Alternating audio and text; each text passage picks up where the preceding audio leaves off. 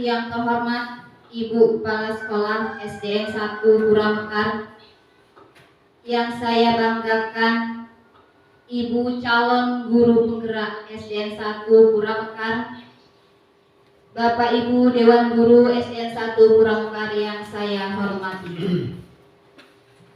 Pertama-tama, marilah saya ucapkan rasa puji syukur kita atas kehadirat Allah Subhanahu wa Ta'ala, yang mana pada siang hari ini kita dapat berkumpul bersama-sama dalam keadaan sehat walafiat.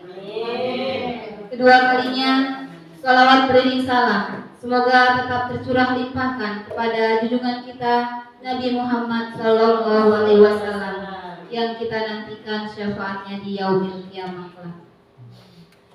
Baiklah, saya di sini sebagai pembawa acara akan membacakan susunan acara pada siang hari ini. Acara yang pertama, pembukaan. Marilah kita buka acara hari ini dengan membaca lafaz basmalah. Acara yang kedua, menyanyikan lagu Indonesia Raya yang akan dipimpin oleh Ibu Amelia Marhamah.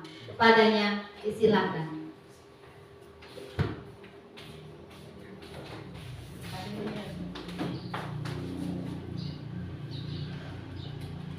Hadirin diharap berdiri.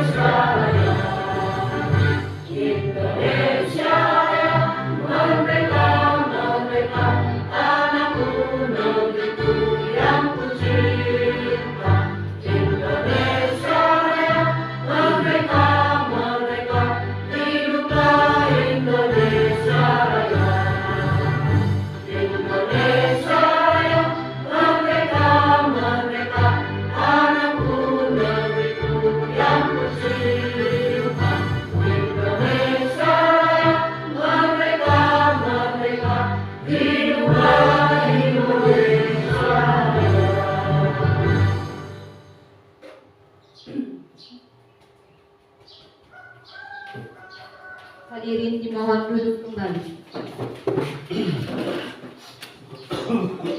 Acara yang ketiga, sambutan Kepala Sekolah SDN 1 Purwamekar kepada Ibu Herawati SPDSD, disilakan.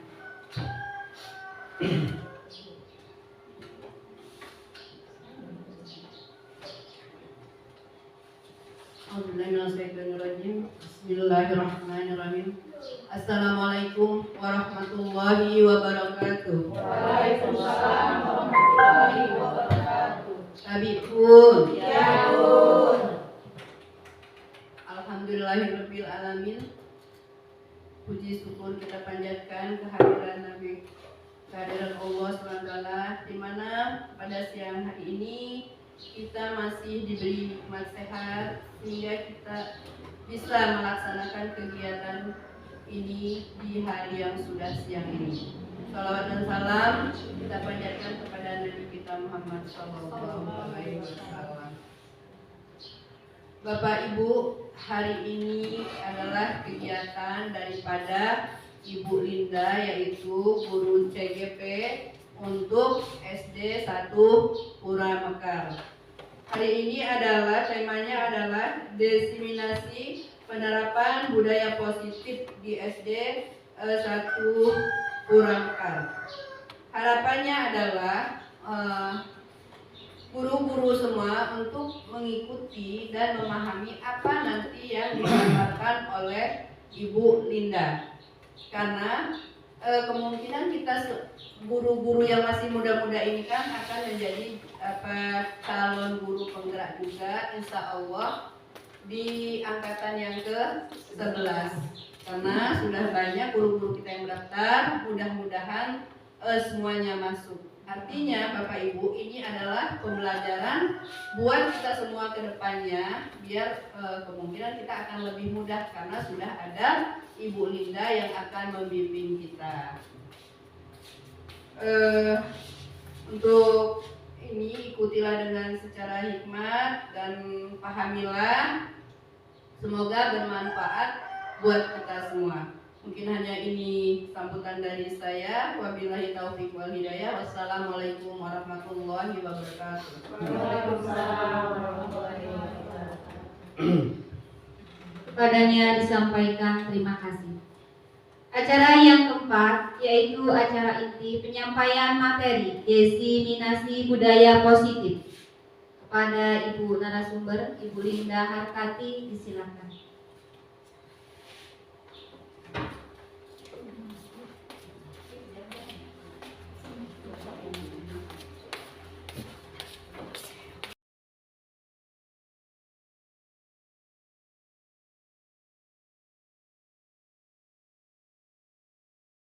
Assalamualaikum warahmatullahi wabarakatuh. Sepertinya sudah ngantuk ya Bu, karena kita sudah siang.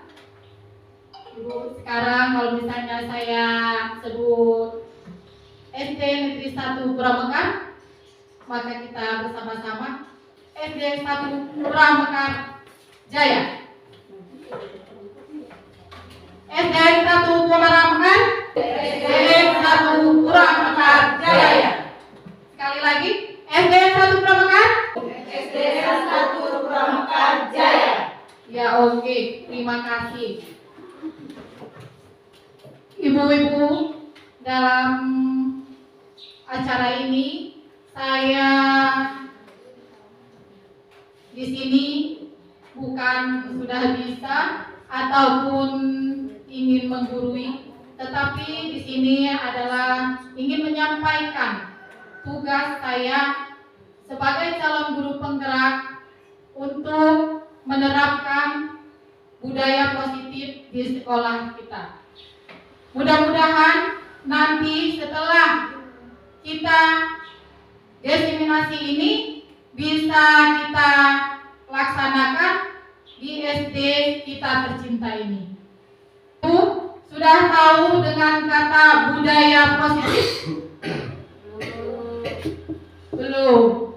Ini budaya positif, ini merupakan perwujudan dari nilai-nilai atau keyakinan universal yang diterapkan di sekolah. Kita sering ya ibu-ibu, kita budaya positif, apa sih budaya? Budaya positif berarti budaya itu yang baik ya. Budaya yang baik bagi sekolah kita. Ini dalam konsep inti budaya positif ini ada 8 perubahan paradigma belajar. Perubahan paradigma belajar ini pasti kalian sudah tahu belum Bu? Pak, belum. Iya, sebenarnya kita sudah tahu semua. Karena pada dasarnya perubahan paradigma belajar itu dari cara belajar kita yang dahulu ya ke belajar kita yang sekarang. Kalau dulu kita masih menggunakan ya kurikulum 94 yang ke-13, kemudian masih teacher center ya. Nah, sekarang kita fokuskan kepada siswa. Kalau dulu guru terus ya. Jadi murid itu tidak diberi kesempatan untuk berpendapat lagi ya. Kayak pemberian pelajaran oleh guru dan guru. Sekarang kita laksanakan dengan paradigma belajar ini, maka kita akan belajar menurut keinginan siswa atau kita menghamba kepada siswa. Bukan pula menghamba itu kita menghamba positif. Nah, kemudian di sini disiplin positif. Yang nilai-nilai kebajikan, motivasi perilaku manusia, kebutuhan dasar manusia, posisi kontrol guru, keyakinan kelas, dan segitiga restitusi. Ini ibu-ibu, pembelajaran dengan paradigma baru. Pembelajaran dengan paradigma baru merupakan pembelajaran yang dirancang berdasarkan prinsip pembelajaran berdiferensiasi, sehingga para peserta didik belajar sesuai kebutuhannya berdasarkan tahap perkembangan sesuai teori psikologi modern untuk mewujudkan profil pelajar Pancasila. Ya oke, ibu-ibu, di situ ada pembelajaran berdiferensiasi. Sudah tahu itu pembelajaran berdiferensiasi? Belum. Sudah ada yang ikut pelatihan IKM? Iya, yang udah ikut pelatihan IKM mungkin sudah bisa berpendapat.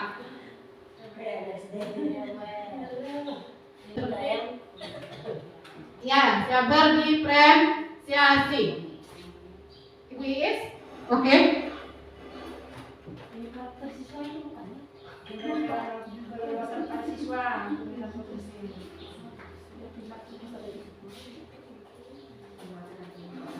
Pembelajaran yang berpusat kepada peserta didik. Ya. Ada lagi yang bisa ditambahkan? Pembelajaran yang memberi keleluasan kepada siswa untuk meningkatkan potensi dirinya sesuai dengan kesiapan belajar, minat, dan profil belajar siswa. Iya, oke. Ya, betul sekali. Nah, jadi untuk saat ini kita akan melakukan pembelajaran yang berdiferensiasi. Jadi pembelajaran itu semuanya itu berpusat kepada siswa. Jadi keberagaman siswa itu adalah hal yang unik. Nah, di sana siswa kita tuntut sesuai dengan kebutuhannya masing-masing. Nah, dalam pembelajaran berdiferensiasi ini kita ada yang menggunakan audio, ada yang menggunakan visual, kemudian ada yang menggunakan apa lagi? Iya, ya betul. Ya, alat peraga atau kinestetik ya. Nah, betul sekali. Semua itu untuk mewujudkan profil pelajar Pancasila. Di sini menurut Dr. William Glasser melalui choice theory meluruskan beberapa miskonsepsi tentang makna kontrol, yaitu yang perlu diluruskan adalah kontrol. Yang pertama, guru mengontrol murid. Sebetulnya kita tidak bisa mengontrol murid jika dia tidak mau. Harus ada dorongan sendiri dari diri murid. Intinya kalau kita yang menyuruh itu dorongan kita itu dan terdapat unsur ekstrinsik ya. Tapi yang kita harus munculkan di sini yaitu unsur intrinsik dari diri siswa. Jadi kita harus ada dorongan dari mereka untuk belajar. Maka di situ ada namanya pembelajaran berpihak kepada siswa. Bagaimana kita menuntunnya sesuai dengan filosofi Ki Hajar Dewantara. Nah, kemudian 2, penguatan positif, efektif, dan bermanfaat. Semisal rujukan dan nasihat-nasihat. Jika terlalu dalam, murid bisa ketergantungan dan tidak mandiri dalam mengontrol dirinya. Benar nggak, Bu? Benar ya. Kalau kita selalu membujuk, selalu memberi hadiah, jadi anak-anak ini nanti akan apa?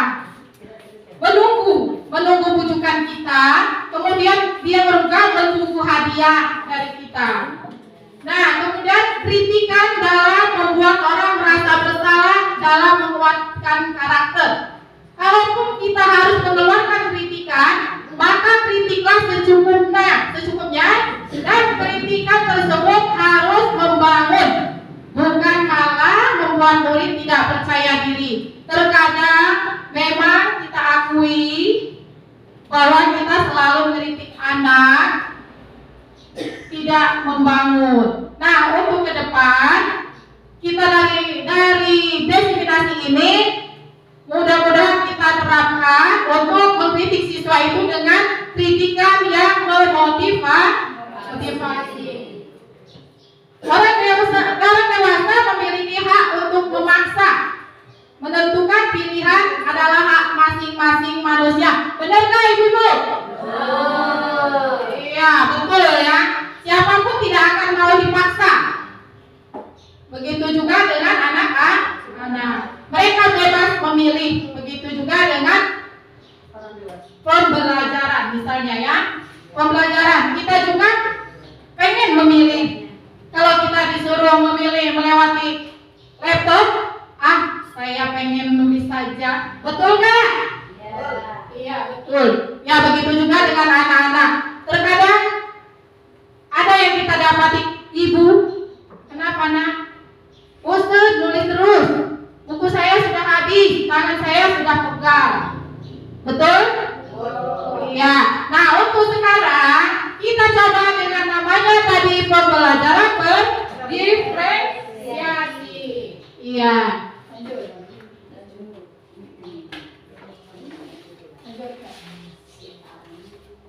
Nah, di sini disiplin positif. Dalam budaya kita, disiplin adalah dimaknai menjadi suatu yang dilakukan seseorang untuk orang lain untuk mendapatkan kepatuhan. Benar nggak? Ya, kalau disiplin kita sering benar itu masih dalam aturan karena ini mendapatkan kepatuhan. Kalau di sini menurut Jan Legosen dalam Restricted School Discipline 2001, disiplin yang berasal dari bahasa Latin yaitu disiplina yang berarti belajar, yang bermakna mengontrol diri dan bagaimana menguasai diri untuk memilih tindakan yang mengacu pada nilai-nilai yang kita hargai.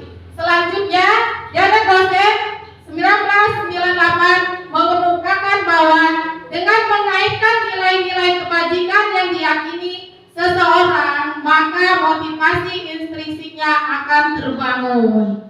Jadi harus kita kaitkan dulu dengan nilai kebajikan. Disiplin positif merupakan salah satu penerapan disiplin yang bertujuan untuk menumbuhkan kesadaran dan memberdayakan peserta didik pada imbalan atau reward. Sebagai pendidik, tujuan kita adalah menciptakan peserta didik yang disiplin diri sehingga mereka berperilaku mengacu kepada nilai-nilai kebajikan universal dan memiliki motivasi intrinsik dalam perubahan perilaku ke arah yang lebih baik, bukan lagi ke reward ya. Kalau reward nanti kalau tidak mendapat hadiah dia mandek, kalau kata bahasa Jawanya mandek, dia nggak mau lagi. Iya. Makanya kita jangan sekarang jangan dibiasakan lagi untuk reward ya. Berarti nggak boleh lagi dong kasih hadiah ke anak. Iya betul, tidak. Karena dengan begini, tidak boleh lagi ketemu Hera tidak boleh lagi mengasih hadiah kepada anak. Betul sekali. Karena apa? Karena kita akan mematikan karakter peserta didik. Jadi yang mendapat hadiah berbangga, yang tidak mendapat hadiah merasa sakit hati. Iya, rasa kecewa, sakit hati. Mereka akhirnya malas belajar.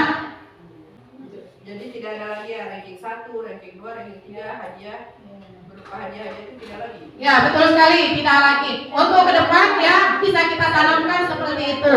Karena ya tidak boleh lagi untuk reward hadiah-hadiah, kecuali pujian-pujian positif dilantunkan kepada yang bersangkutan, tidak boleh terdengar oleh orang lain. Nah jadi kalau kita memuji itu harus kita puji semua. Walaupun istilahnya pujian itu dia tidak bisa, tetap kita berikan pujian positif. Ya alhamdulillah kamu sudah baik, dan tingkatkan lagi seperti itu ya bahasanya. Nah di sini mengubah paradigma stimulus respon ke pendekatan teori kontrol, stimulus respon, realitas kebutuhan kita sama. Kalau dalam teori kontrolnya realitas kita berbeda, betul nggak? Kita bisa disamakan nggak? Enggak kan? Nah begitu juga dengan anak-anak. Mereka memiliki karakter dan pribadi yang unik, berbeda-beda. Tidak semua anak itu memiliki kepandaian yang sama, tapi ataupun keterampilan yang sama. Tetapi mereka punya rasa yang sama. Kalau rasa pasti sama ya. Tapi kalau kepandaian, keterampilan itu berbeda. Karena apa? Kita diciptakan itu sudah berbeda. Dalam lingkungan yang berbeda, dalam keluarga yang berbeda, pasti tingkat kecerdasannya juga berbeda. Jadi kita tidak bisa lagi menyamaratakan. Makanya tadi dengan berdiferensiasi tadi kita bisa yang ini kita dari ini asesmen dulu ya, yang begini kita satukan, yang begini kita satukan, yang begini kita satukan. Pilih berkelompok mereka untuk mengolah diri mereka. Nah, nilai-nilai kebajikan adalah sifat-sifat positif manusia yang merupakan tujuan mulia yang ingin dicapai setiap individu. Nilai-nilai tersebut bersifat universal dan lintas bahasa, suku bangsa, agama maupun latar belakang. Setiap perilaku atau perbuatan memiliki suatu tujuan. Ini menurut Dr. William Glasser pada teori kontrol 1984. Dengan mengaitkan nilai-nilai kebajikan yang diyakini seorang, maka motivasi intrinsiknya akan terbangun, sehingga menggerakkan motivasi dari dalam untuk dapat mencapai tujuan mulia yang diinginkan. Diane Gosset 1998. Nilai-nilai kebajikan yang ingin dicapai oleh setiap anak di Indonesia kita kenal dengan nama apa Bu? Ya, nilai-nilai kebajikan yang kita inginkan ya di sini juga ya, yaitu profil pelajar Pancasila. Yaitu nilai kebajikan yaitu beriman. Ada yang bisa menyebutkan? Beriman dan bertakwa kepada Tuhan Yang Maha Esa, mandiri, bernalar kritis, berpendidikan, bermoral, bergotong royong dan kreatif. Ya, oke. Sekarang sudah bisa kita nyanyikan? Bisa. Ya. Boleh berdiri? Ya. Bisa berdiri dipimpin. Semangat untuk jadi CGP Angkatan Kelas.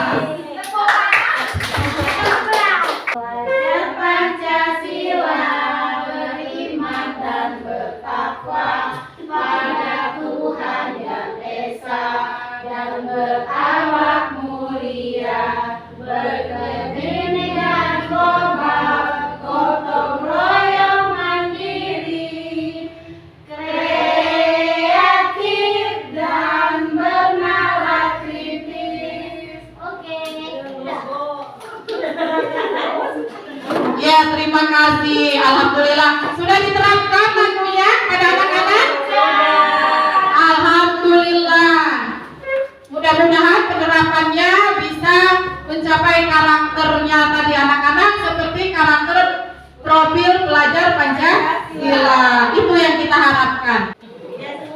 Nah, nilai-nilai kebajikan yang disepakati bersama lepas dari suku bangsa, agama, bahasa maupun latar belakangnya. Ini adalah contoh nilai kebajikan institusi atau organisasi.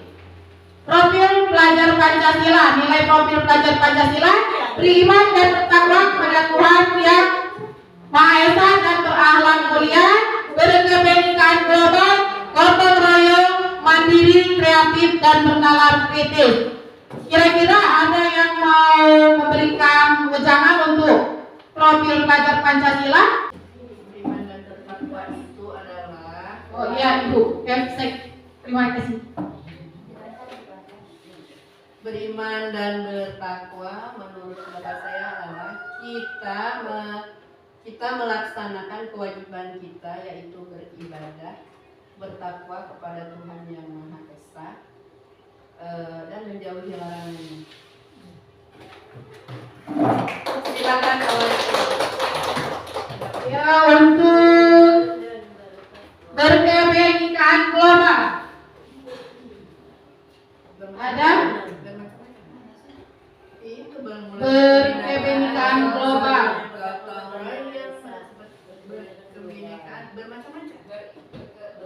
Global.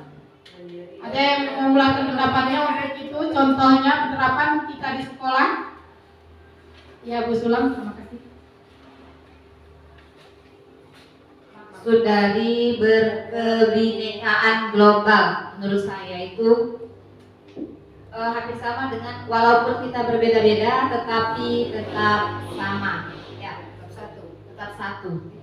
Untuk penerapannya di sekolah bagaimana? Untuk penerapan di sekolah itu bermacam-macam suku bangsa, ya. Apalagi di sekolah SD 1 Pura Mekar ini kan ada Sunda, Jawa, Lampung, Sunda dan lain-lain suku banyak sekali. Jadi mereka tetap bisa bersama, berkomunikasi, berkolaborasi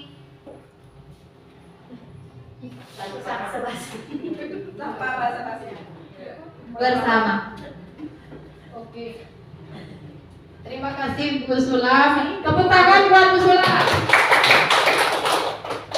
Sekarang yang ingin memberikan contoh gotong royong yang ada di sekolah kita yang sudah kita laksanakan? Iya.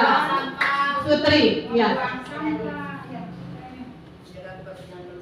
Jadi kita menambahi untuk gotong royong sekolah, karena di sini kita menciptakan sekolah yang bersih. Jadi anak-anak itu diberikan wawasan agar anak-anak itu bergotong royong untuk menjaga kebersihan lingkungan sekolah. Karena apabila lingkungan sekolahnya bersih, maka belajar pun akan lebih baik. Ya, oke. Terima kasih Bu Sutri. Ada yang memberikan contoh mandirian siswa kita? Tidak diantar sekolah. Belajar sendiri. Mandiri, gotong royong mandiri ya? Mandiri di sini maksudnya menurut saya adalah untuk siswa, mereka sudah bisa menggunakan sepatu, pakaian seragam sekolah, menyusun jadwal pelajaran dengan sendiri tanpa bantuan orang tua. Untuk penerapan di rumah, kita harus mengajarkan kepada anak kita, misalkan dari hal kecil, mencuci kaos kaki setiap pulang sekolah. Jadi untuk mencuci kaos kaki itu jangan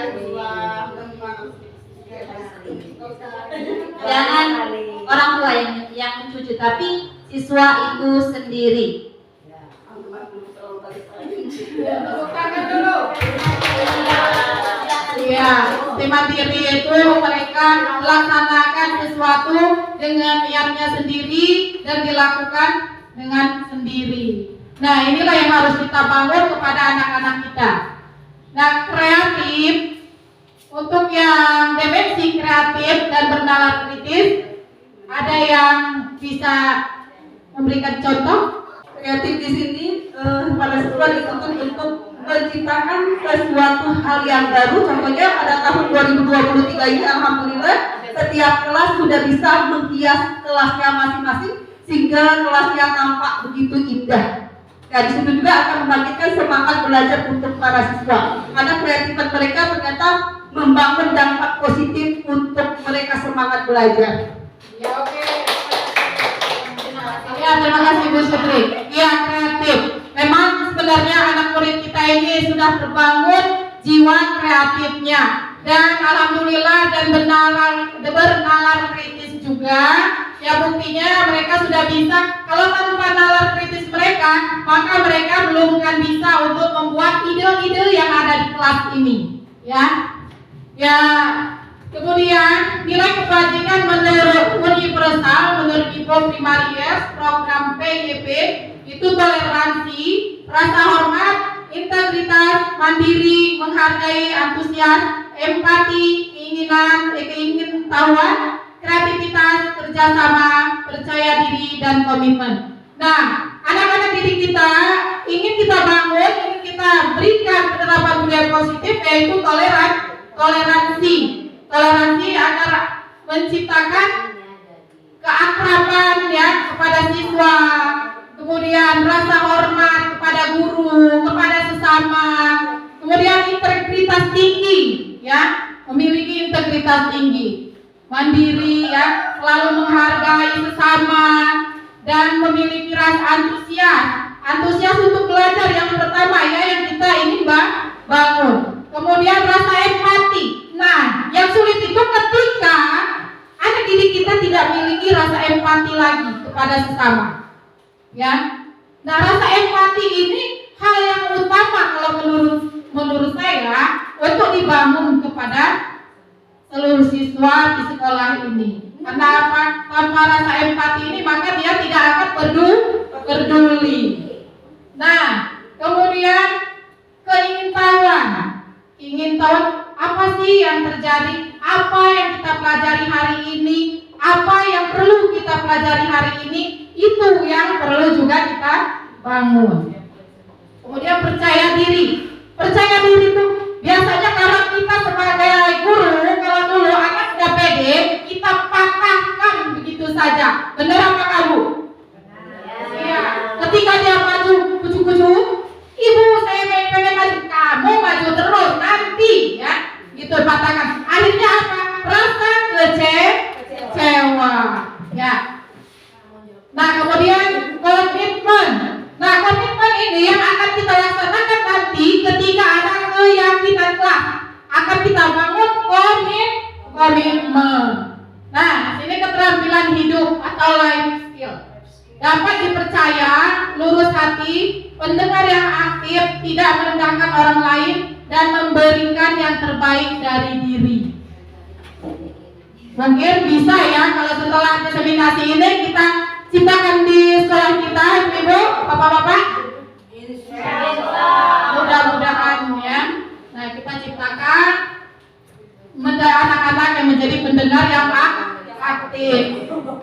Artinya pendengar yang aktif mereka serius untuk belajar, mendengarkan, mengamati ya, itu ya, bukan bermain ketika belajar. Nah, disitulah ada cara kita bagaimana, metode kita bagaimana agar anak tersebut bisa seperti itu. Oke, lanjut. Nah, inilah Ki Hajar Dewantara. Mungkin kita sudah kenal semua. Iya, inilah Bapak Pendidikan Indonesia, Ki Hajar Dewantara. Menurut beliau, merdeka itu artinya tidak hanya terlepas dari perintah, akan tetapi juga cakap buat memerintah diri sendiri. Nah, bagaimana maksudnya ini? Ada yang bisa? Tidak hanya terlepas dari Perintah, tapi juga malah memerintah diri sendiri. Ada yang bisa? Ya, oke, Bu Sutri, silakan Bu. tidak hanya melepas dari perintahan. Maksudnya kita tuh jangan diperintah terus Ya. Kita memerintahkan diri kita, misalnya kita tidak menunggu guru memberikan perintah, tapi kita memerintahkan diri untuk mengambil buku, duduk dan belajar. Nanti itu unsur intrinsik dari diri sendiri yang muncul. Nah, ini kebutuhan dasar manusia. Kebutuhan dasar manusia adalah segala sesuatu yang kita lakukan untuk mendapatkan apa yang kita inginkan. Seluruh tindakan yang kita lakukan memiliki tujuan tertentu, dan semua usaha terbaik yang kita lakukan adalah dalam rangka agar kebutuhan dasar kita terpenuhi dengan baik. Itu kebutuhan dasar manusia. Benar nggak, Ibu-ibu? Kebutuhan dasar kita ingin sesuatu yang kita inginkan tercapai. tercapai. Begitu juga dengan keinginan kita kepada siswa. Iya, keinginan kita kepada siswa, mereka ingin pandai, pengen kreatif, pengen ini, tapi yang dulu memberikan motivasi, yang memberikan contoh itu adalah siapa? Iya, guru itu sendiri yang memberikan contohnya.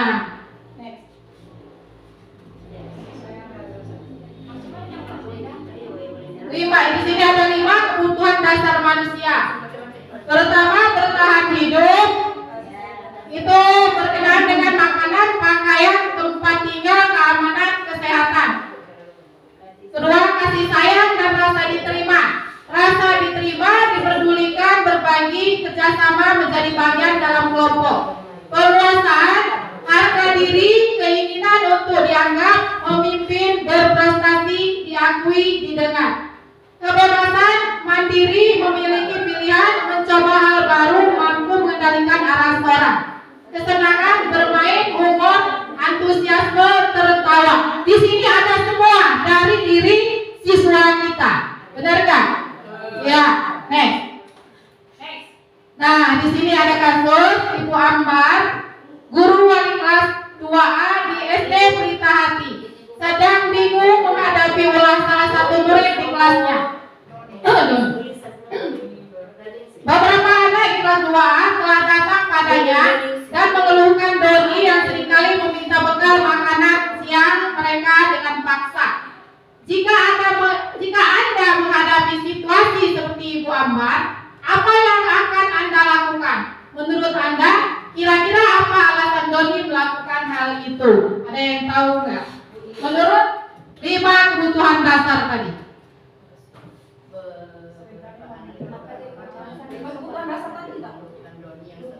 Bertahan hidup.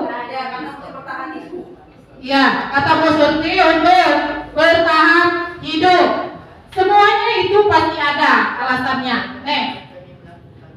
Nah, dalam kasus Doni di atas, apabila jawaban Doni ketika ditanya oleh Ibu Ambar adalah karena ia lapar dan orang tuanya tidak membawakan bekal makan siang, maka kebutuhan dasar yang sedang berusaha dipenuhi oleh Doni adalah kebutuhan untuk bertahan hidup.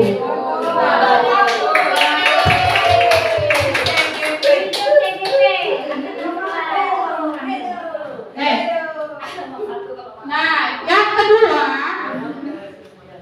kedua, apabila Doni menjawab bahwa alasannya mengambil bekal temannya karena dia merasa senang temannya jadi memperhatikan dia. Ya, bagus itu. Ketika temannya melaporkan tindakannya itu pada gurunya dan gurunya memberitahu orang tuanya sehingga orang tuanya jadi memperhatikan dia, maka kebutuhan dasar yang sedang dipenuhi Doni adalah kebutuhan akan kasih sayang dan rasa diterima. Banyak ya ibu-ibu yang terjadi seperti itu ya. Kadang memang dia sengaja karena pengen diperhatikan.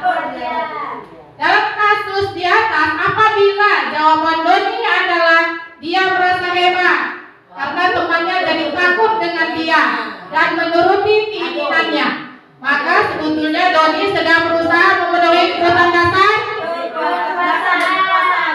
Ya, nah ada contohnya ya, Hendrik kita itu yang luar biasa itu bukan kebutuhan kekuasaan. Ada dua yang harus dipenuhi buat Hendrik. Satu kebutuhan kasih sayang dan kedua kekuasaan. Ya. Bila jawaban Doni dalam kasus di atas adalah bahwa dia merasa bosan dengan bekal makanan yang dibawakan ibunya dari rumah, karena ibunya selalu membawakan bekal yang sama. Oleh karena itu dia ingin mencoba makanan teman-temannya yang beraneka ragam. Maka Doni sedang berusaha memenuhi kebutuhan kebebasan. Tatkala kalau kita makan yang sama ya pengen yang lain. Begitu juga dengan anak ya. Ya lumrah kata Ibu Kepsek ya. Karena kalau yang itu aja bosan ya. Hari ini soto besoknya ayam.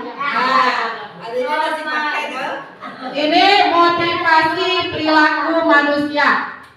Kita anak-anak kita juga memiliki motivasi perilaku manusia. Di sini motivasinya ada yang dari unsur ekstrinsik, ada yang intrinsik.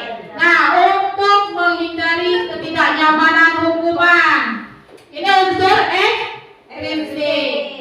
Apa yang akan dipikirkannya kalau dia untuk menghindari ketidaknyamanan hukuman? Yang terpikir di benaknya.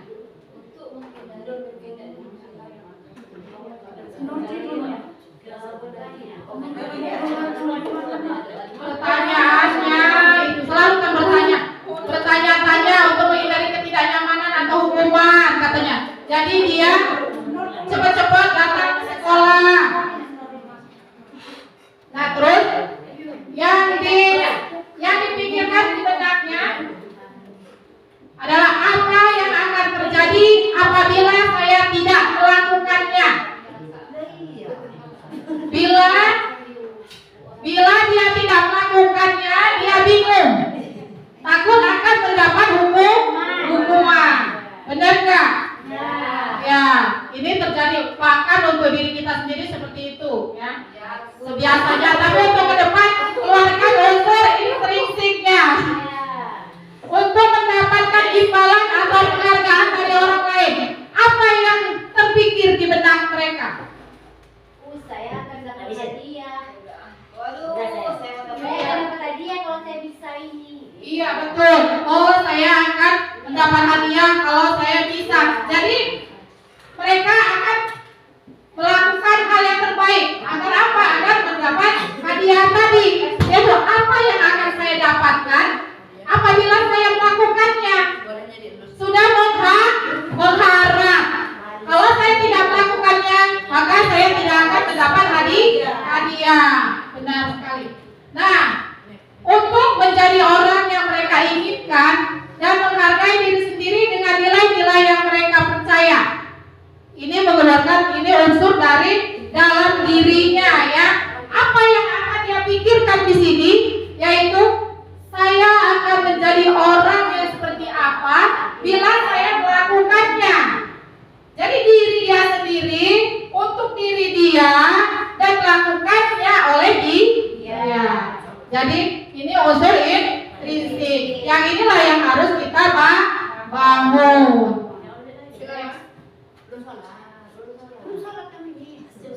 Kemudian dihukum oleh penghargaan. Alfie Gong dalam Punishment by Area Reward 1993 mengungkapkan baik penghargaan maupun hukuman adalah cara-cara mengontrol perilaku seorang yang menghancurkan potensi untuk pembelajaran sesungguhnya. Lebih lanjut, Gong mengungkapkan bahwa penghargaan memiliki pengaruh jangka pendek dan jangka panjang. Penghargaan tidak efektif. Penghargaan dapat mengurangi ketepatan, menurunkan kualitas, mematikan kreativitas, bahkan penghargaan dapat merusak hubungan. Jadi seperti inilah ya ibu-ibu, jangan lagi kita lakukan penghargaan karena di sini penghargaan tidak efektif. Penghargaan dapat mengurangi ketepatan, menurunkan kualitas diri anak-anak, ya, mematikan kreativitas mereka. Maka penghargaan dapat merusak hubungan mereka dengan sesamanya.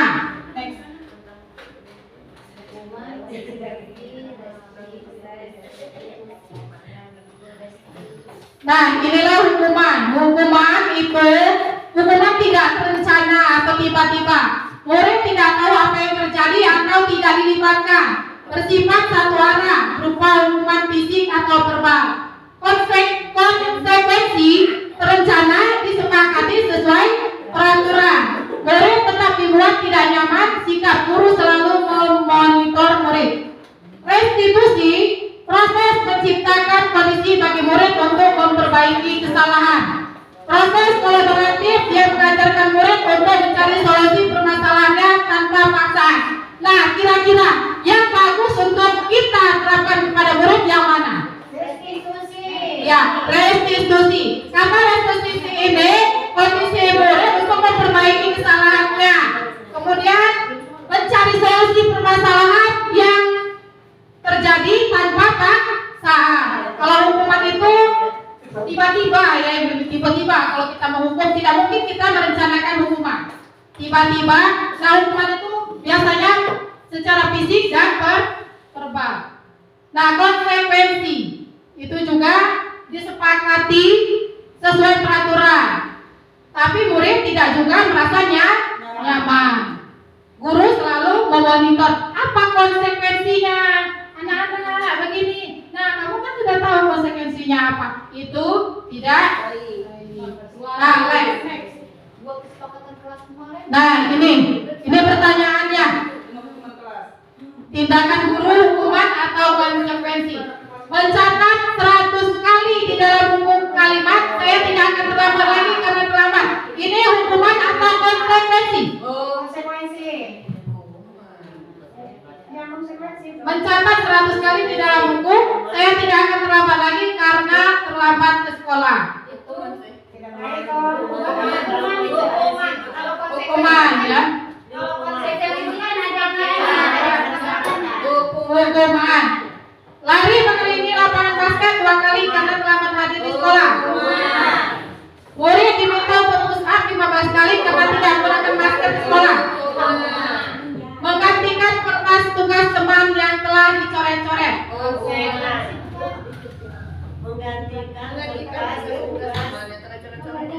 Hukuman atau konsekuensi? Konsekuensi. Membersihkan tumpahan air di meja tulis karena tersenggol pada saat belajar. Murid disuruh untuk tidak menggunakan sepatu seharian di sekolah karena tidak menggunakan sepatu hitam. Hukuman. Lari mengelilingi lapangan basket 2 kali karena terlambat 10 menit untuk pelajaran PJOK. Kita buktikan. Next. Ini rupanya tadi betul ya. Yang terakhir adalah konsekuensi. Pelajarannya, pelajaran PJOK itu adalah konsekuensi. Kita salah satu dapat 9. Tepuk tangan. Kalau dia pelajarannya agama, berarti dia hukumannya. Apa itu restitusi? Restitusi adalah proses menciptakan kondisi bagi murid untuk memperbaiki kesalahan mereka sehingga mereka bisa kembali pada kelompok mereka dengan karakter yang lebih kuat. Jadi restitusi ini adalah bentuk kolaboratif antara guru dan murid untuk mencari suatu solusi. Nah, jadi kalau ada permasalahan dengan murid, kita lakukan namanya segitiga restitusi. Jangan dimaki-maki. 9 ciri-ciri restitusi. 1. Bukan untuk menebus kesalahan, namun untuk belajar dari kesalahan. 2. Memperbaiki hubungan. 3. Tawaran bukan paksaan. 4. Restitusi menuntut untuk melihat ke dalam diri. Restitusi mencari kebutuhan dasar yang mendasari tindakan. Restitusi diri adalah cara yang paling baik. Restitusi fokus pada karakter bukan tindakan. Restitusi fokus pada solusi. Restitusi mengembalikan murid yang berbuat salah pada kelompoknya.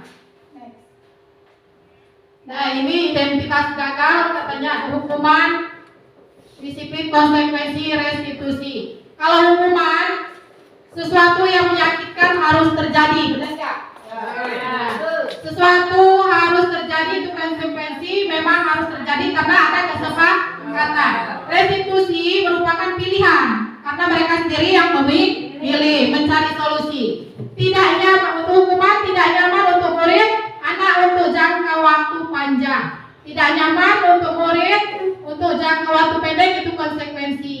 Menguatkan untuk murid, anak dalam jangka waktu panjang, itu restitusi. Penguatan kita dalam jangka waktu yang panjang, itu restitusi. Hukuman, korban mendapat keadilan. Kalau konsekuensi, korban bisa diabaikan. Restitusi, korban mendapat ganti. hukuman murid atau anak tersakiti, betul ya. Kemudian konsekuensi murid atau anak dibuat tidak nyaman. Kemudian murid atau anak mendapat penguatan kalau restitusi. Nah, perilaku pasif agresif meningkat. Sistem tidak akan berjalan bila murid tidak takut, berlaku hanya pada sebuah institusi, tidak berlanjut pada kehidupan nyata. Peraturannya adalah kamu harus. Murid, anak membenci peraturan. Benar nggak kalau dihukum murid membenci peraturan? Benar ya, kita pun begitu. Konsekuensi, penguatan hanya bertahan dalam jangka waktu pendek, memerlukan monitoring dan supervisi terus-menerus dari guru. Begitu juga guru, supervisi terus. Membantu penerapan mengikuti peraturan dalam masyarakat. Apa peraturannya? Mampukah kamu melakukannya? Terima kasih. Kalau tidak mampu belum berterima kasih ya. Murid atau anak menghormati peraturan. Restitusi masalah terpecahkan. Murid belajar bertanggung jawab untuk perilakunya. Fokus pada pemecahan masalah dalam jangka waktu panjang. Apa yang kamu yakini? Apa yang bisa kamu lakukan untuk memperbaiki masalah ini? Murid atau anak menghormati dirinya dan orang lain jika itu menggunakan restitusi. Negatif, netral dan positif antara hukuman restitusi konsekuensi tadi. Negatif, awas kalau dilakukan lagi ya, nanti awas kamu. Mode paksaan, mendorong menyalahkan diri, benar gak? Kalau kita hukum, konsep dirinya buruk. Murid atau anak belajar menyembunyikan kesalahan karena takut kena hukum.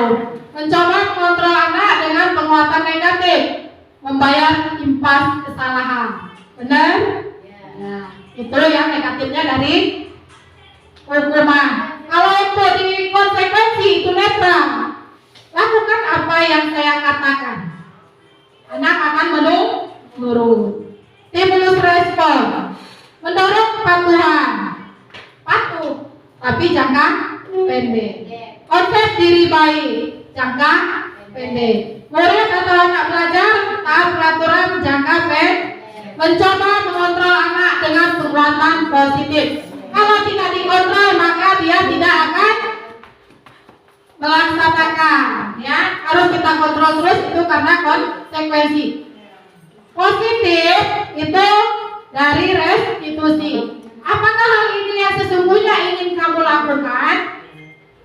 Teori kontrol. Pakai lagi teori kontrol ada berapa itu penghukum gitu ya. Masih ingat yang ikut IKM ya? Nah, mendorong disiplin positif kalau restitusi. Nah, konsep dirinya kuat. Murid atau anak belajar memecahkan masalahnya bersama guru dan teman-teman. Anak paham bahwa dirinya sendiri yang pegang kendali kontrol. Walaupun orang mau memegang, mau membongkar nama genggaman tangannya tidak akan diberikan. Karena apa? Yang menjadi kontrol dirinya adalah aku, dirinya sendiri.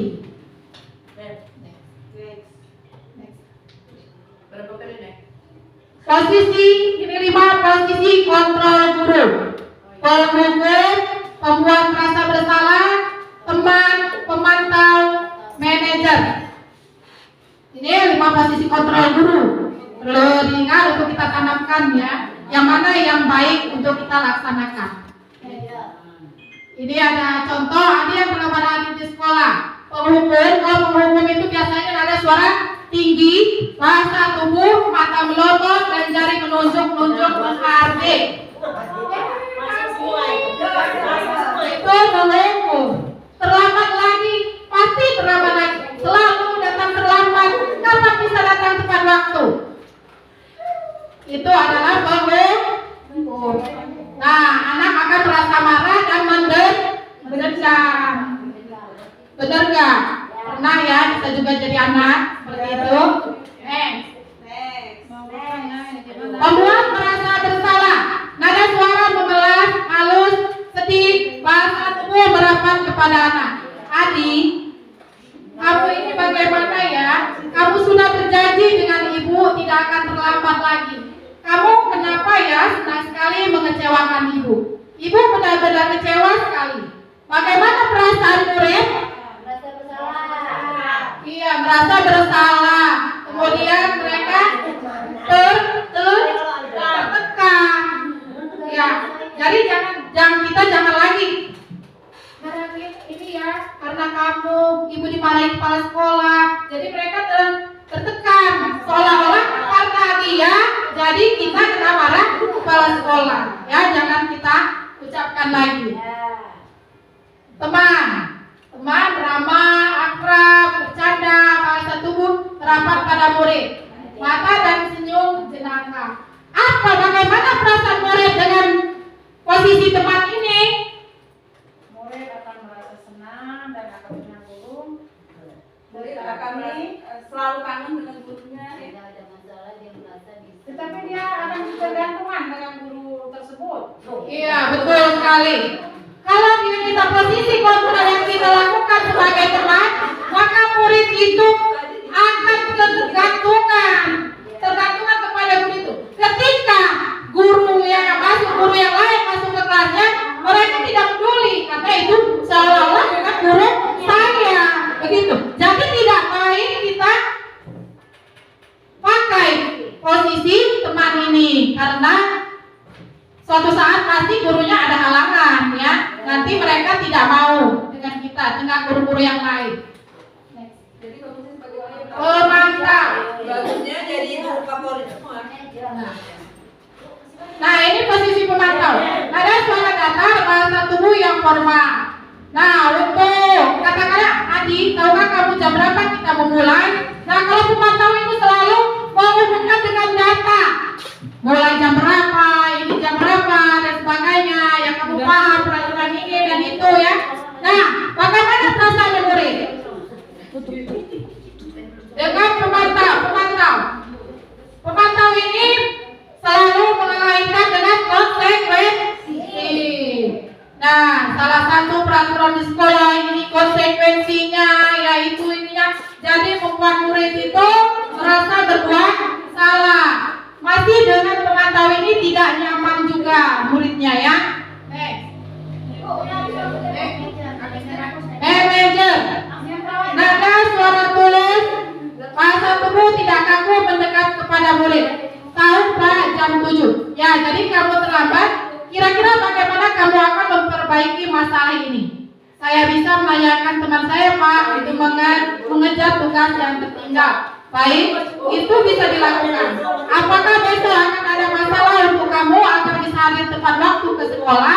Tidak, Pak, saya bisa hadir tepat waktu. Baik, saya hargai usahamu untuk memperbaiki diri. Bagaimana perasaan ibu? Bagaimana perasaannya kalau di posisi manajer? Siswa akan mematuhi keyakinannya. Nah, ini contoh lain penerapan 5 posisi kontrol guru. Kasus murid tidak mengerjakan tugas yang diberikan guru. Contohnya, ya, kehukum, suruh berdiri dengan sebelah kaki depan kelas. Kalau pembuat merasa bersalah, kesekian kali ibu sudah ingatkan. Kamu senang ya melihat ibu terus-terusan bertindak seperti ini? Posisi teman, contohnya, ayo dong kamu kerjakan tugasnya. Nanti kalau sudah selesai kita main game. Boleh. Ada ya sih? Ayo kerjakan tugasnya. Nanti kalau sudah selesai kita istirahat semua. Gak boleh. Pemantau. Kamu sudah melakukan kesalahan dan sudah mengetahui konsekuensinya. Sekarang selesaikan dan segera kumpulkan. Ini kamu. Nah, ini yang ideal, manajer. Apakah kamu tahu kesalahanmu? Keyakinan sekolah apa yang kamu langgar dan apa yang akan kamu lakukan untuk menyelesaikannya. Ini posisi manajer. Nah, posisi kontrol apakah aku? Coba ibu, ini ada pertanyaannya. Kamu tidak pernah benar melakukannya. Sekarang keliling lapangan 3 kali. Apa? Posisi kontrol? Hukuman.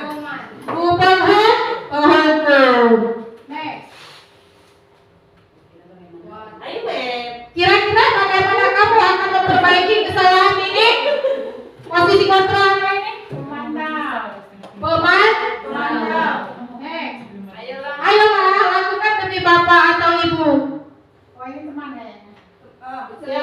posisi teman. Kamu terlambat 15 menit. Apakah kamu sudah mengerti konsekuensi yang akan kamu dapatkan jika terlambat? Ini pemaaf. Saya kecewa sekali sama kamu. Membuat rasa bersalah. Mengapa? Nah, ini sampai kita ke keyakinan kelas. 2 slide lagi. Mengapa keyakinan kelas? Mengapa bukan peraturan kelas? Ada yang bisa menjawab? Keyakinan kalau peraturan itu kan dibuat sepihak. Umpamanya saya di kelas ini saya membuat peraturan sendiri yang dilaksanakan untuk siswa. Kalau keyakinan kelas itu kesepakatan dibuat bersama guru dan siswa. Iya betul sekali. Tepuk tangan buat Bu Hermina. Ya, keyakinan kelas. Keyakinan kelas bersifat lebih abstrak daripada peraturan. Nah, yang lebih rinci dan konkret. Keyakinan kelas berupa pernyataan universal. Pernyataan keyakinan kelas nantinya dibuat dalam bentuk positif. Tidak boleh makan di kelas. Kalimatnya tidak seperti itu. Makanlah di kantin. Seperti itu.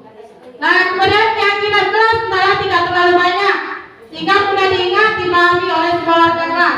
Keyakinan kelas sebenarnya sesuatu yang dapat diterapkan di lingkungan tersebut. Semua warga kelas hendaknya ikut berkontribusi dalam pembuatan keyakinan kelas lewat kegiatan curah pendapat. Bersedia meninjau kembali keyakinan kelas dari waktu ke waktu. Jadi kalau keyakinan ini kita dilibatkan semua. Nah, next. Mempersilakan warga sekolah atau murid di sekolah atau kelas untuk bercurah pendapat. Mencatat semua masukan para murid ya di kertas, karton ya. Nah, susun keyakinan kelas sesuai prosedur pembentukan keyakinan kelas atau sekolah. Ganti kalimat-kalimat dalam bentuk negatif menjadi positif. Contohnya kalimat negatif, jangan berlari di kelas atau koridor. Kalimat positif, berjalanlah di kelas atau koridor. Pinjam kembali daftar surat pendapat. Nah, ini contoh keyakinan kelas. Kita akan buat ya. Segitiga restitusi. Nah, segitiga restitusi suatu proses dialog yang dijalankan oleh guru agar menghasilkan murid yang mandiri dan bertanggung jawab. Ini ada segitiganya. Yang pertama tahapannya menstabilkan identitas, kemudian validasi tindakan yang salah, dan menanyakan keyakinan. Nah, untuk menstabilkan identitas menurut prinsip membuat salah adalah bagian dari proses pembelajaran. Berbuat salah itu wajar, tidak ada manusia yang sempurna. Ibu atau bapak juga pernah melakukan itu. Ibu atau bapak tidak mau mencari siapa yang salah, tapi ibu atau bapak ingin mencari solusi dari permasalahan ini. Kamu berhak merasa begitu. Validasi tindakan, kamu pasti punya alasan mengapa kamu melakukan hal itu. Padahal kamu bisa melakukan yang lebih buruk dari ini ya. Kamu patut bangga karena telah melindungi sesuatu yang penting buatmu. Kamu melakukannya karena mempertahankan sesuatu yang penting bagimu. Menanyakan keyakinan. Apa keyakinan kelas kita? Nilai-nilai apa yang telah disepakati bersama? Seperti apa gambaran sebuah kelas yang ideal menurut kamu? Kamu ingin menjadi orang yang seperti apa? Itu tahapan restitusi. Ini contohnya, silakan untuk diterapkan nanti di kelas untuk pada murid-muridnya yang melakukan kesalahan ya. Ya, ibu-ibu, terima kasih sudah berpartisipasi hari ini, sudah meluangkan waktunya demi tugas saya sebagai calon guru penggerak di SD Negeri 1 Purwakarta ini. Sekali lagi saya ucapkan terima kasih banyak. Semoga dengan diseminasi ini pemaparan dari saya. Semoga nanti bermanfaat dan mudah-mudahan bisa diterapkan di kelas-kelasnya masing-masing. Kepada Ibu Salam Sari. Untuk kita semua. Oke, untuk kita semua. Selanjutnya acara yang kelima penutup. Marilah kita tutup acara ini dengan membaca lafaz hamdalah. Alhamdulillahirrabbilalamin. Saya sebagai pembawa acara, apabila ada kata-kata yang kurang berkenan, saya mohon maaf. Pada Allah saya mohon ampun. Saya akhiri wabillahi taufiq wal hidayah. Wassalamualaikum warahmatullahi wabarakatuh. Waalaikumsalam. Assalamualaikum warahmatullahi wabarakatuh.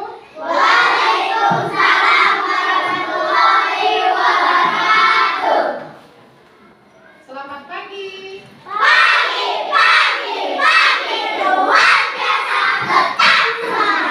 Iya, alhamdulillah semangatnya ya anak-anak hebat Ibu ya. Nah, apa kabarnya hari ini? Alhamdulillah. Ya, karena kita kabarnya baik, berarti sehat semua, bisa untuk melaksanakan pembelajaran seperti biasa. Oh ya anak-anak, hari ini kita akan membuat keyakinan kelas. Siap nggak? Siap. Ya, oke, siap. Apa sih fungsi dari keyakinan kelas itu katanya? Ya. Apa untuk apa sih? Untuk apa keyakinan kelas itu kita buat coba? Untuk keamanan? Terus ada lagi? Iya, untuk ketertiban. Terus ada lagi nggak? Iya, untuk kenyamanan. Satu untuk keamanan, katanya untuk kenyamanan dan untuk ketertiban kelas kita. Iya. Nah, keyakinan kelas ini dibuat berdasarkan kesepakatan kelas yang akan kita catat di kertas ini. Ya. Nah, kemudian kalian tuliskan apa keyakinan kalian tentang kelas kita. Ya, tentang yang kalian ungkapkan tadi, biar kalian nyaman, biar kalian tertib, ya, biar kalian aman. Nah, sekarang akan Ibu bagikan, silakan ditulis. Kemudian setelah ditulis, boleh nanti untuk menempel di karton yang ada di papan tulis. Oke, siap ya?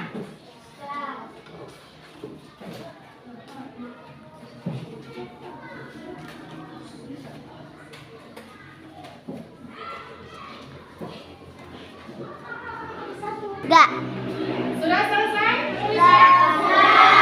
Oke, kalau sudah selesai silakan maju. Ayo maju.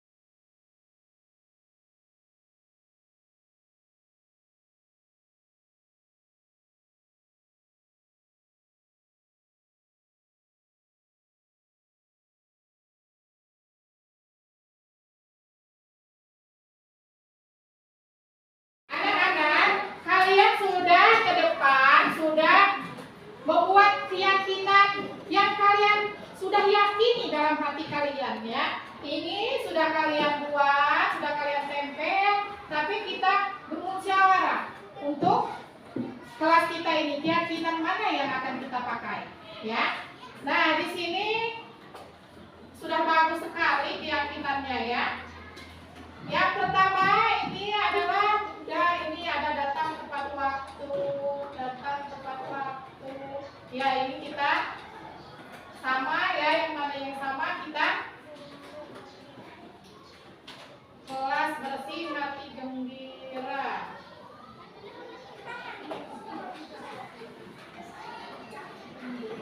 Ini ada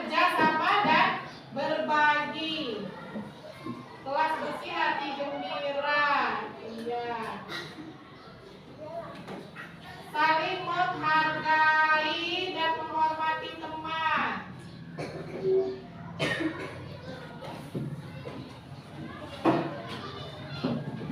Kelas bersih sama kelas bersih hati gembira. Diam saat guru menjelaskan. Tidak boleh jajan saat jam pelajaran. Tidak diam saat guru menjelaskan. Sudah ada. Ya, sudah ada.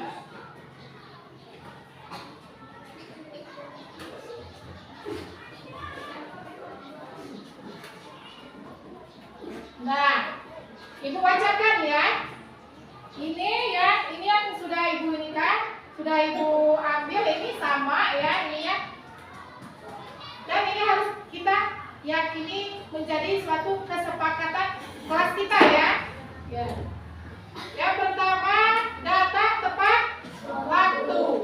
Kemudian saling menghargai dan menghormati. Tidak boleh kerjasama dan berbagi. Tidak boleh jajan saat jam pelajaran. Kemudian kelas bersih hati gembira. Diam saat guru menjelaskan dan teman melakukan presentasi di depan katanya. Bagaimana anak-anak? Ini sudah di dalam hati kalian apa enggak? Apa? Sudah? Yang kuat jangan bisik-bisik. Sudah? Sudah. Iya, sudah. Alhamdulillah. Nah, kalau ini sudah, dengan keyakinan dalam hati kalian, berarti keyakinan kelas ini harus kita jalankan. Sepakat? Sepakat. Oke. Kalau memang ini sudah kita sepakati, maka dipersilahkan untuk membubuhkan tanda tangan namanya dan tanda tangan tandanya bahwa kita sepakat dengan keyakinan kelas yang kita buat. Boleh, silakan. Siapa ini dari yang pertama sampai yang terakhir silakan. Tulis namanya, pakai spidol apa saja Kak? Tanda tangan ya. Iya. Iya. Tanda tangan. Terus lanjut ya. Ini kan masih lebar, boleh berdua.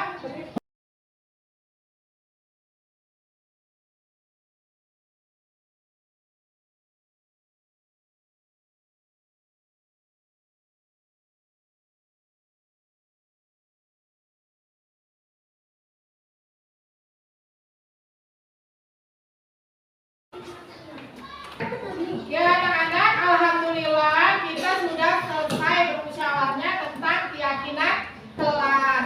Nah ya, karena keyakinan kelas sudah kita buat, jadi harus kita laksanakan sesuai dengan apa yang kalian yakini, yang kalian sudah tuliskan di kertas ini ya. Kemudian ini sudah ada tanda tangannya, sudah ada ini, sudah ada tanda tangannya. Nih, bagus semua. Ya, tentang keyakinan kelas ini yang kalian lakukan ini bagus semua. Nah, terima kasih sekali lagi ya untuk kalian ya. Ini gunanya adalah untuk apa tadi katanya? Untuk keamanan, ketertiban dan kenyamanan kelas kita.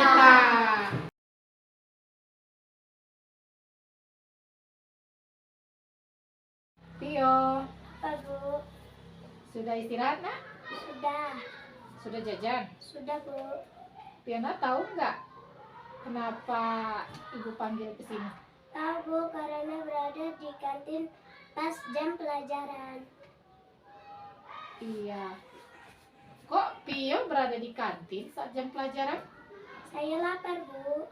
Oh begitu. Kamu pasti ada alasannya mengapa berada di kantin saat jam pelajaran. Saya belum sarapan, Bu, karena takut ketinggalan. Oh wajar kalau begitu. Siapapun Fiona yang siapapun seperti itu akan berbuat hal yang sama jika dalam posisi seperti Pio tadi. Iya, Bu. Oh iya, Pio. Mau tanya, Pio bangun jam berapa tadi pagi? Pukul 6, Bu. Pukul 6. Mengapa kok Pio bisa kesiangan, Nak?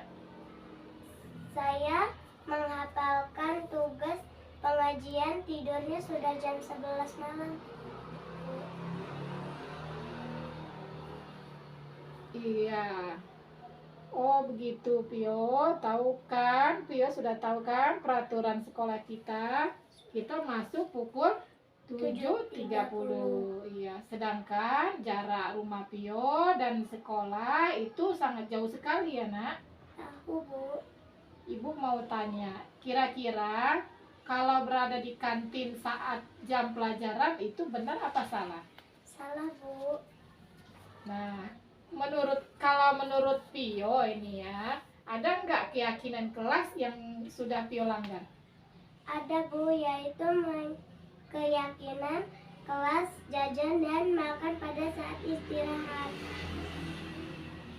Jadi, apa yang dapat Pio lakukan untuk memperbaiki masalah itu? Saya akan meminta kakak, ibu, dan ayah membangunkan lebih pagi lagi, dan saya juga akan menyetel alarm agar saya bisa sarapan dulu di rumah sebelum berangkat sekolah. Tepat sekali rencana kamu, Pio. Tetap semangat ya, Pio. Sekarang kamu boleh kembali ke kelas. Terima kasih, Bu. Iya, sama-sama.